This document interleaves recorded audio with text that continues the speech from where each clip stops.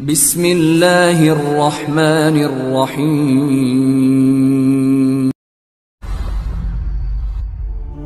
Maaf, tadi setelah dunia itu ada alam apa? Kubur. Sebelum pindah ke akhirat, pertengahannya ada alam kubur. Nih lihat sini nih. Kalau orang sudah selesai di alam ini, maka Allah wafatkan. Kullu nafsin dha'iqatul maut. Setiap yang punya jiwa akan kedatangan maut.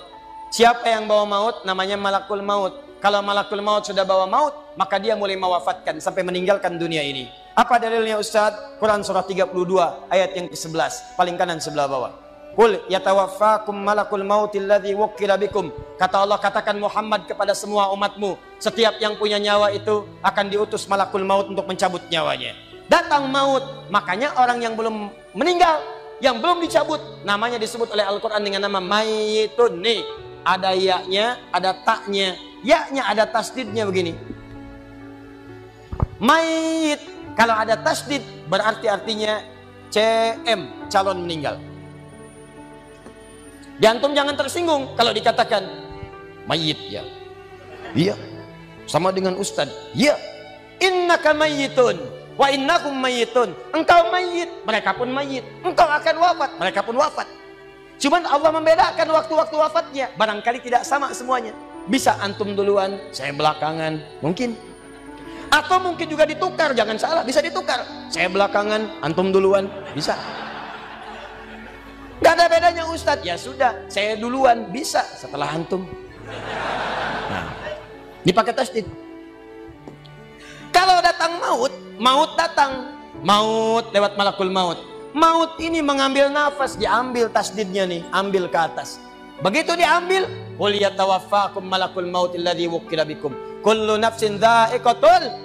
Ya ayyatuhan nafsul mutmainnah, sesuatu yang tenang. Dalam bahasa Arab disebut dengan sukun. Sukun itu tenang, alamatnya sukun bulat. Bulat ini bulat dalam ilmu loghah. Bulat jadinya hilang tasdidnya. Maka kalau mayit itu artinya nyawanya sudah tidak ada. Mayitun masih ada nyawa, diambil malakul maut jadi mayitun. Nih alam kubur. Begitu pindah ke sini, datang malakul maut, dicabut nyawanya, maka diwafatkan, ditinggalkan dunia ini. Maka orang mengatakan telah meninggal dunia. Artinya apa? Ditinggalkan dunianya. Lihat sini, fokus. Karena alam kubur beda sifatnya dengan dunia, lain tempatnya, lain keadaannya, maka lain pula bekalnya. Jangankan alam kubur, beda tempat di dunia saja sudah beda keadaannya. Anda orang Indonesia ingin datang ke Malaysia, kalau bekalnya tidak ada Anda bawa, tidak akan mungkin Anda bisa masuk. Apa di antara bekalnya? Ada paspor yang mesti distempel begitu masuk imigrasi. Pergi lebih jauh lagi, misalnya saya pengen ke Australia, maka Anda harus ngajukan untuk mendapatkan visa. Lebih jauh ke Amerika, visanya bisa lebih sulit lagi. Maka bagaimana dengan alam kubur yang sifat keadaannya beda dengan dunia? Makanya bekalnya pun tidak akan sama. Jadi kalau Anda cuma mengumpulkan bekal dunia, maka semua bekal itu akan ditinggalkan saat di dunia. Maka orang mengatakan meninggal dunia, maksudnya meninggalkan dunia dengan semua bekalnya. Nih, maaf ya, jam dunia, baju dunia, handphone dunia, gelas dunia. Jadi semua yang kita dapatkan di dunia, rumah yang luaskah, mobil yang mewahkah, pakaian yang glamorkah, kalau sudah meninggalkan semua alam dunia itu, maka hilanglah semua yang kita kenakan. Habis semua kita tinggalkan. Walaupun Anda koleksi yang bagus-bagus, tetap tidak akan pernah dibawa. Jangankan Anda, yang mengantarkan saja tidak akan menyertakan. Silahkan cek. Anda punya koleksi mobil paling bagus, apakah saat wafat dikuburkan dengan mobilnya? Tidak. Anda punya handphone paling mewah, kenangan tingkat tinggi. Di handphone itu suka dipakai bikin status tentang hadis, tentang ayat, tentang tafsir. Tiba-tiba ketika akan wafat, Anda wasiat kepada istri Anda tercinta. Mama, ini handphone kesayangan Papa, handphone bekal ibadah. Tolong kalau meninggal, kuburkan dengan handphonenya. Kalau Mama kangen, di sekolah aja. Mustahil. Tuh air, mereknya Bengkulu Fillah. Nikmat di dunia. Tapi apakah ketika masuk ke alam kubur dibawa? Tidak. Selesai. Maka bagian pertama, Anda mesti sadar, ini yang mau saya sampaikan. Dan dari sini, saya akan lebih fokus kepada apa yang ingin saya sampaikan. Kita mesti sadar teman-teman sekalian, pertama kata Allah kita akan wafat. Antum akan meninggal. Wafat. Wafat. Wafat. Wafat. Jadi, antum kalau melihat di cermin tuh, ngaca dulu, ngaca. Tunjuk wajah antum, wafat. Kamu akan wafat. Ketika Anda sadar Anda akan wafat, meninggalkan dunia ini, maka Anda mesti paham, udah punya bekal belum untuk pulang? Udah punya persiapan belum? Jangan-jangan Anda sibuk menyalakan rumah dunia Anda. Begitu padam listriknya, sibuk telepon PLN, telepon ini, telepon itu. Masuk ke alam kubur nggak ada cahaya, mau PLN mana yang dihubungi? PLN yang datang malaikat mungkar. Menerbuka. Siapa Tuhanmu? Siapa nabimu? Apa kitabmu? PLN.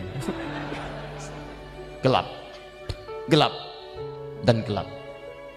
Karena itu orang-orang yang tidak siap dengan kehidupan berikutnya, maka mohon maaf, dia akan merasa ketakutan ketika meninggalkan dunia ini. Bahkan ada yang saking takutnya, malaikat langsung bergerak untuk memaksa dia cepat meninggalkan tubuh dunianya. Muncul Quran surah ke-8 ayat ke-50. Kata malaikat, akhriju anfusakum. Kamu ini susah banget pulangnya, maka dipukulin oleh malaikat. Pukul, pukul, pukul, pukul. Teman-teman, karena alam kubur itu bekalnya bukan bekal dunia, maka Anda tidak akan pernah bisa membawa cahaya dunia ke alam kubur. Maka saya ajak Anda pada malam hari ini, coba ayo kita berubah. Tolong pikir baik-baik, tidak akan ada yang abadi. Dan besok pun belum tentu hidup. Demi Allah saya katakan, Allah bisa mewafatkan kita pada malam hari ini.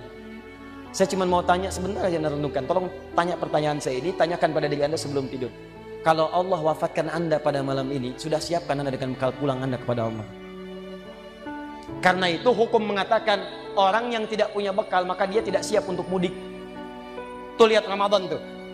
Ntar sebentar lagi, tersisa tinggal 2-3 bulan ke depan, datang bulan Ramadan. Begitu di ujung Ramadan, orang semua siap-siap mudik. Demi Allah saya katakan, saya pernah mengadakan survei kecil-kecilan. Saya tanyakan pada sementara orang yang tidak mudik. Saya tanya, kenapa nggak mudik? Ustadz, nggak ada bekal. Dunia saja tidak punya bekal, malu mudik. Tidak punya bekal, susah mudik. Tapi yang punya bekal, oh dia nyari sebanyak-banyaknya. Begitu sebelum berangkat, tiba waktunya raya, dia siapkan. Bahkan ada yang kemudian mencari motor terbaik. Motornya Honda bebek, bekalnya singa. Motornya bebek, bekalnya singa. Karena bekalnya lebih banyak dibandingkan dengan sifat kendaraannya. Kendaraan kecil, motornya modifikasi. Tambah lagi pelepah pisang. Tambah lagi dus 1. Tambah belakang yang lain lagi. Numpuk semua di belakangnya. Dituliskan kemudian tulisan, aku pulang sayang, jemput ya. Masya Allah. Luar biasa. Kenapa? Karena tahu dia punya bekal untuk pulang. Dan yang dikunjungi pun dihubungi terlebih dahulu. Aku mau pulang. Maka yang di sana menyiapkan segala perlengkapan untuk menyambut yang pulang. Silahkan cek. Begitu tahu akan ada yang pulang mudik, maka rumah dicet. Makanan diada-adakan. Semua dimunculkan. Bahkan yang tidak ada pun menjadi ada. Coba setahun sekali. Luarnya kongwan, dalamnya rangginang. Idul Fitri. Anda pun begitu. Jadi kalau dunia saja punya sifat mudik, maka akhirat pun demikian. Orang-orang yang punya petaknya cuma dunia saja, maka selesai hidupnya di sini. Kata Allah, nih saya berikan gambaran. Yang visinya cuma sampai sini, maka saya berikan semua kenikmatan dunianya seperti yang dia inginkan. Tapi begitu selesai ini, ditenggelamkan di alam kubur sampai kedalaman yang paling dalam. Turun ancaman. Allah tidak menginginkan semua manusia larut di sini. Tapi kata Allah, saya tidak maksa. Nih saya berikan gambaran kepada Anda.